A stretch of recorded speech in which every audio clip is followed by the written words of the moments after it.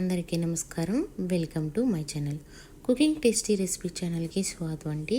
ఈరోజు ఎంతో టేస్టీ అయిన బంగాళదుంప సమోసా అనేది ఎలా తయారు చేసుకోవాలో ఈ వీడియోలో చూపిస్తున్నాను. వీడియోని చివరి వరకు చూసి నచ్చినట్టయితే లైక్ చేసుకోండి.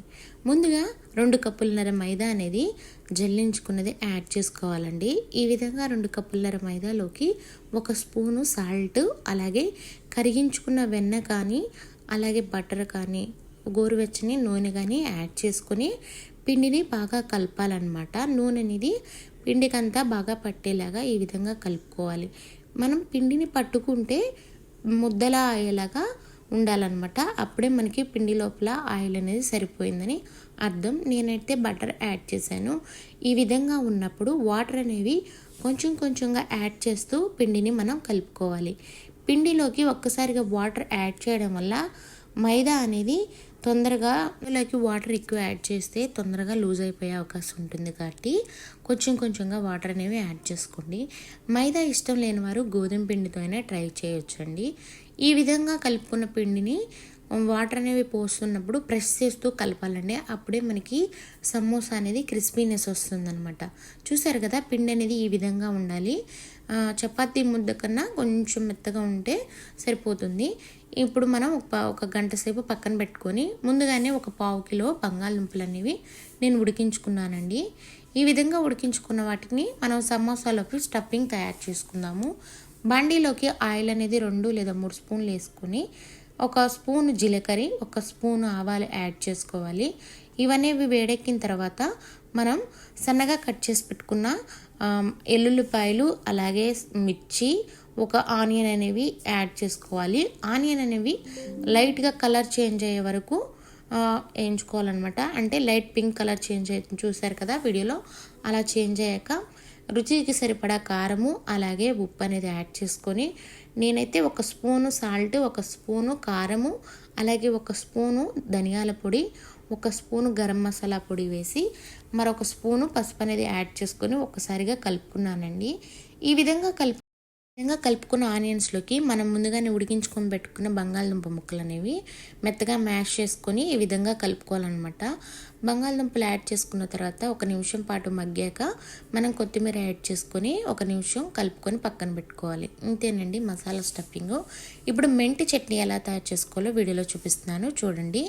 ముందుగా కొంచెం 2 గుప్పెళ్ళ పుదీనా అనేది తీసుకున్నాను. అలాగే ఒక చిన్న 2 మనం కొంచెం కొత్తిమీర అనేది కూడా యాడ్ చేసుకోవాలి. కొత్తిమీర యాడ్ చేయడం వల్ల మెంతి చట్నీ చాలా బాగుంటుంది. కొత్తిమీర యాడ్ చేసుకున్న తర్వాత మనం పచ్చిమిర్చి, అలాగే 2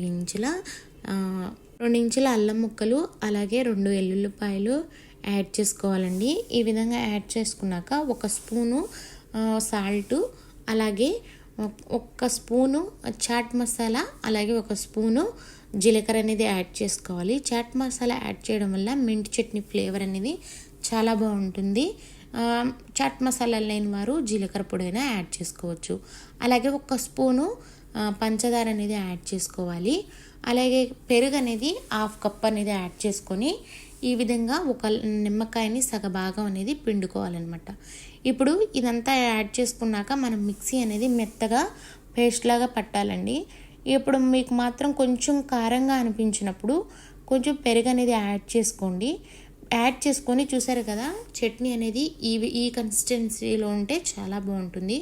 ఎంతో టేస్టీగా సమోసా చట్నీ అనేది పకోడీల్లోకి కానీ సిల్లక్కొని ఇడ్లీకి కానీ చాలా బాగుంటుందండి. ఈ విధంగా తయారు చేసుకున్న మెంతి చట్నీని మనం స్టోర్ కూడా చేసుకోవచ్చు. ఇప్పుడు మనం ఇది ఎలా తయారు చేసుకోవాలో వీడియోలో చూపిస్తాను, చూడండి. ముందుగా నానబెట్టుకున్న మైదా అనేది ఈ విధంగా ఒక ఫ్లోర్ మీద కానీ కొంచెం వెడల్పాటి చెక్క మీద కానీ చేసుకోవాలండి. మీద కొంచెం పొడిపిండి అనేది వేసుకొని మైదా అనేది సాధ్యమైనంత వరకు పల్చగా రోటీని తయారు చేసుకోవాలండి. మనం ఎంత పల్చగా తయారు చేసుకుంటే సమోసా అంత క్రిస్పీగా ఉంటుంది. ఈ విధంగా సమోసా లేయర్ అనేది తయారు చేసుకొని ఎడ్జెస్ ఉంటాయి కదా, అవి తీసేసి సమానంగా 4 భాగాలుగా కట్ చేసుకోవాలి.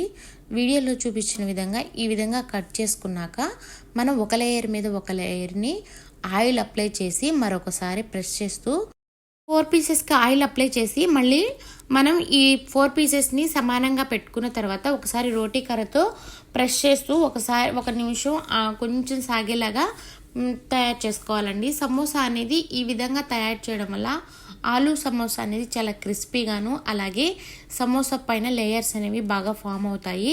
చూశారు కదా, వీడియోలో చూపించిన విధంగా సమోసా అనేది ఈ విధంగా తయారు చేసుకోండి. పైన లేయరు ఎంతో టేస్టీగా వస్తుందండి. పైన ఈ విధంగా తయారు చేసుకోవడం వల్ల సమోసా అనేది. ఇలా తయారు చేసుకున్న సమోసాకి ఇప్పుడు మనం స్టఫింగ్ అనేది తయారు చేసి పెట్టుకున్నాం కదండి, ఆలూ మసాలా అనేది. అది ఇప్పుడు మనం ఈ మసాలా అనేది ఇప్పుడు స్టఫింగ్ కోసం పెట్టుకుందాము. ఈ విధంగా స్టఫింగ్ పెట్టుకున్నాక మనం ఒక బౌల్లోకి కార్న్ఫ్లవర్ కానీ ఏదైనా మైదా కానీ కొంచెం వాటర్ పోసుకొని తిక్కుగా తయారు చేసుకుని బ్యాటర్ని ఈ 4 అంచుల్ని బాగా అతుక్కునే విధంగా పేస్ట్ని అంటించాలండి. అప్పుడే మనకి సమోసా లోపల ఉన్న స్టఫింగ్ అనేది ఉడికేటప్పుడు బయటికి రాకుండా ఉంటుంది. నేను రాస్తున్నాను చూడండి వీడియోలో. ఈ విధంగా అప్లై చేయండి. ఇలా అప్లై చేసేసి సమోసా ఫోల్డింగ్ అనేది చాలా జాగ్రత్తగా బయటికి రాకుండా, ఆలూ మసాలా అనేది బయటికి రాకుండా ఏళ్ళుతో మనం కజ్జికాయకి తయారు చేసుకుంటాం కదా, ఆ విధంగా ప్యాక్ చేసుకోవాలి. ఈ విధంగా ప్యాక్ చేసుకున్న ఆలూ సమోసాని అన్నిటినీ ఈ విధంగా తయారు చేసుకొని స్టవ్ మీద బాండీ పెట్టి ఆయిల్ అనేది హీట్ అయిన తర్వాత మనం ఒక్కొక్క సమోసాని నెమ్మదిగా వేయాలండి. చాలా ఈ విధంగా సమోసాలన్నిటినీ వేసుకున్న తర్వాత మంట అనేది లో టు మీడియం ఫ్లేమ్లో పెట్టుకొని సమోసాలు అనేవి 2 వైపులా తిప్పుకొని ఈ విధంగా కాల్చుకోవాలండి. ఎంతో సింపుల్గానే టేస్టీగా ఆలూ సమోసా అనేది ఈ విధంగా తయారు చేసుకోవచ్చు. చూసారు కదా, స్టఫింగ్ కూడా చాలా టేస్టీగా ఉంటుంది.